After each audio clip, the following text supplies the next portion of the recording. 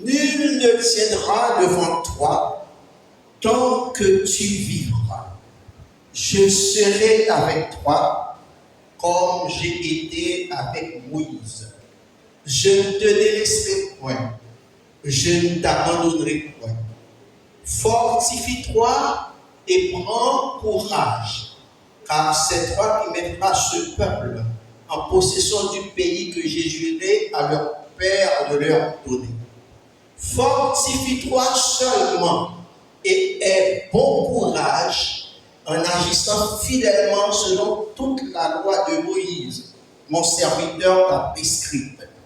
Ne t'en détourne ni à droite ni à gauche, afin de réussir dans tout ce que tu entreprendras. Que ce livre de la loi ne s'éloigne point de ta bouche. Médite-le jour et nuit pour agir fidèlement selon tout ce qui est écrit. Car c'est alors que tu auras du succès dans tes entreprises. C'est alors que tu réussiras.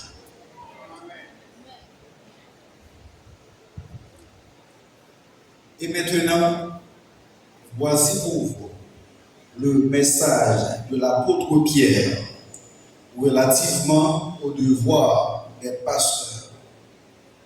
Je prie les anciens qui sont parmi vous, moi qui suis ancien avec eux, témoin des souffrances de Christ et participant de la gloire qui doit être manifestée. Percez le troupeau de Dieu qui est au milieu de vous, veillant sur lui, non par contrainte, mais volontairement, non pour un gain honteux, mais par affection. Et lorsque le souverain pasteur paraîtra, vous remporterez la couronne incorruptible de gloire. 1 Pierre chapitre 5, versets 1 à 4.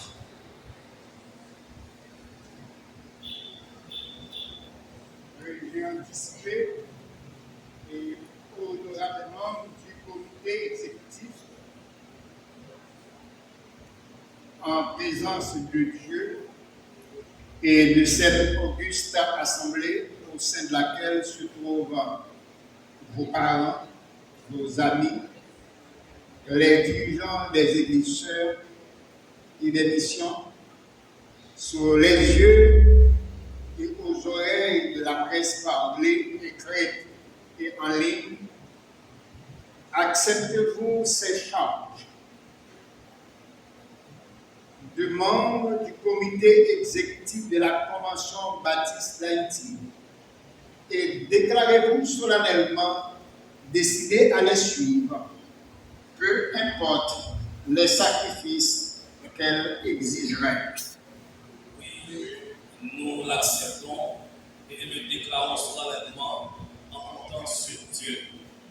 Merci beaucoup. Disposez-vous, tandis que nous invitons le pasteur Luxon Napoléon, le président de la mission Sœur évangélique baptiste du Sud, au voyez-vous.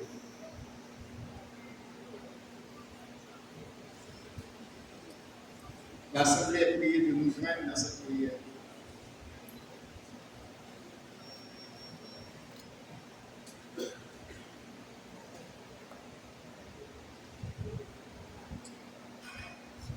Ô Dieu de l'univers, toi, ce Dieu trinitaire, Père, Fils et Saint-Esprit, nous te saluons ce soir avec l'élan de notre adoration, nos hommages et notre louange. Nous sommes venus devant le trône de la grâce.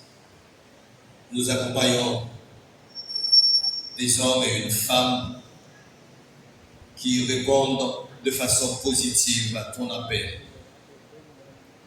En tout temps et en tout lieu, tu appelles des hommes au saint ministère.